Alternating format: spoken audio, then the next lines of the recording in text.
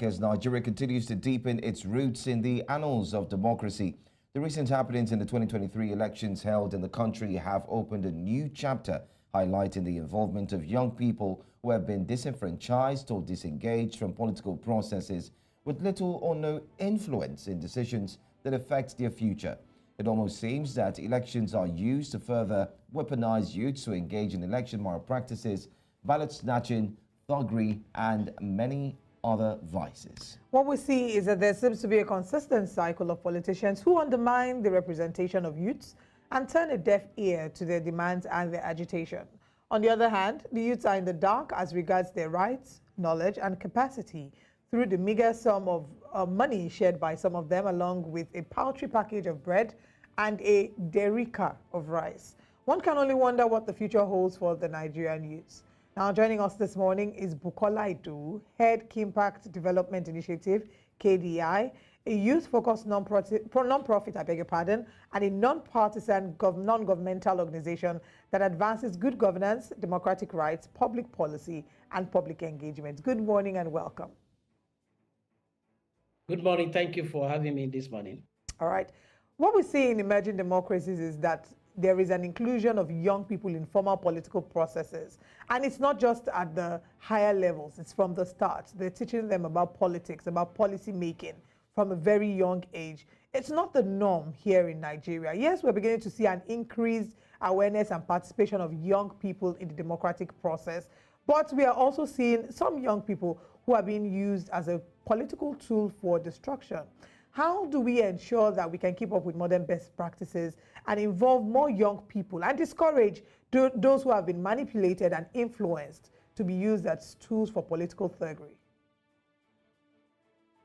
I think the first thing we need to do is to thoroughly practice the democracy that we proclaim or that we profess that we are practicing. What we have in Nigeria is what we are practicing now. We are not really practicing the full democracy as it ought to be practiced. In fact, some school of thought put Nigeria as mixed democracy, which is like authoritarian democracy. And that is exactly what we have seen. And you have seen, you are going to, we have the snippet of that from what you see around elections in Nigeria. Now, but going beyond elections to democracy as a whole, democracy is very broad. Elections is just a component of democracy. When you look at democracy, democracy centers around people, and it is called people. Now, not a particular, people is just people, not limited to one particular age range or gender. So what we are doing now is that we are strategically, and in case we don't know, strategically excluding the young people from the process. So there is likely going to be a generational or intergenerational disconnect from the tenet of democracy and what they are handing over to people. And you see that, let's even start from the party primary or composition of a political party. When you look at the hierarchy of political party, what you have there, the highest you can have there, a young person is, maybe a youth leader in some political party. You see somebody as old as 65 years as the youth leader. In fact, there are political party in a particular state that you even have a man as the woman leader. So a lot of absurdity and complexity around our political party and around our democracy. So one thing we need to begin to do is to deliberate inclusion of young people. You see, and that can be solved by legislation. Maybe that's the starting point. Well, when I said that is that, look, sometimes ago, young people came together. My organization, was part of the movement, and we start talking about not too young to run. And what we are seeking to do then was to remove constitutional barrier of age limit to contest for an election. Because if you think I am 18, I can vote, then I should be able to be voted for, because you think, as at that time, I have the discretion, the mental capability to be able to choose who is the best, analyze the best policy. And so what it means is that I should be able to also be voted for. And that opened the space. So we begin to have more people to contest election. However, the space has been opened up the next thing the political class are doing is to come with huge financial burden to exclude young people. And let me tell you this, and that is why you now see you want to get form to contest in any political party, you are getting as high as 100 million, 50 million. And that is still not even part of your campaign money. That is not even part of your election petition tribunal money. So these are some of the things in excluding young people. And aside that, we also need to look into our economy.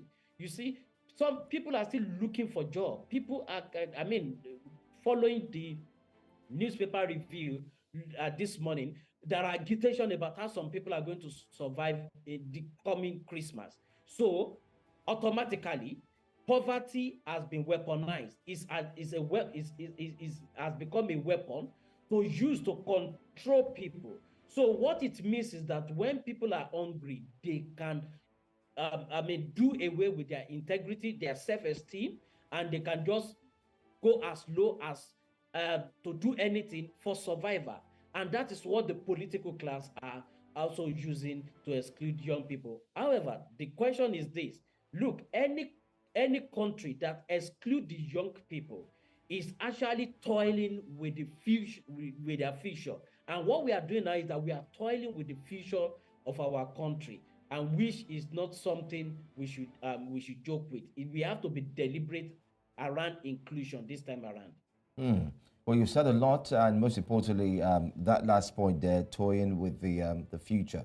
But then again, poor education, poverty, and lack of knowledge are indeed selected as the tools used by politicians to further enslave the youth from exercising their civic rights, while allowing themselves to actually be used to do the dirty job of political leaders.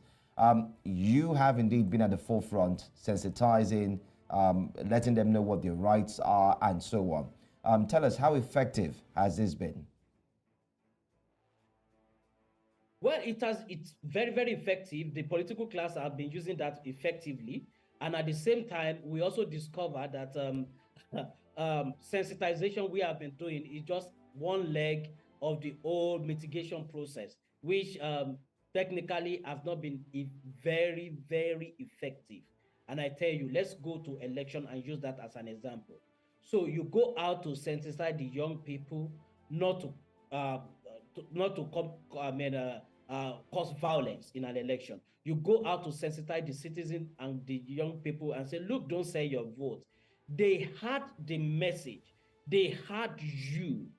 However, the other side of that is sensitization, which we have been doing. But that the other leg is accountability, which the government or the security agencies, or let me just say the government, are not actually doing the other leg, which is their primary responsibility. What am I trying to say? You go out there and tell people, don't cause violence, don't sell your vote. Yet some people sold their vote, some people perpetrated violence, and they were paid. Now, why they were paid, they eventually let off the hook, nothing happened to them. So the next electoral cycle, you say, look, I should not do this. The people that did it were not held accountable. So what are we going to have? Then you now begin to have it be multiplied. Don't forget, vote buying moved into our electoral space 2015, 2016, most especially Edo 2016 election, then moved to Anambra. Now, over the years, we now begin to see it increasing because little or no people are being held accountable.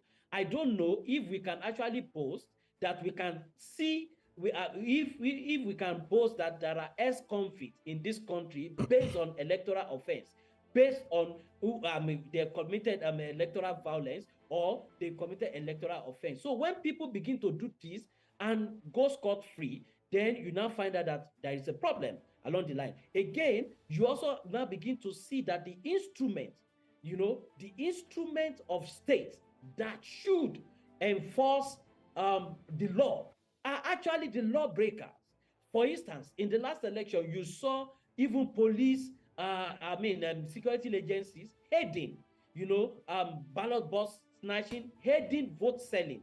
In fact, in some places, they are the one even signify to the party agent who the voter voted for, because they are also paid. In other words, what I'm saying is that in this country, we highly incentivize bad behavior, and then we don't reward good behavior. So when we over incentivize bad behavior, then you are not likely going to have that. And that is where the issues are for me. So all hands must be on deck. While we keep sensitizing, then the people that are breaking the law need to be held accountable, no matter who they are. Now, and when we're talking about the young people that has been the tool in the hand of the politicians, yes, it is all about demand and supply. We cannot be talking about the young people alone, that the young people are just the one fomenting trouble because they are young, they have the strength. However, there is also somebody who is sponsoring it. That's a very important while we are part. talking about the demand, we are also talking about the supplier. So Very both true. of them must be held accountable. Thank you so much for joining us this morning and for having this very important conversation about the role of the young people, those who are the role of sensitizing them, incentivizing good, punishing bad, and also looking at the suppliers of this violence. We look forward to having you join us again, Mr. Bukola Idowu. Thank you so much for having me.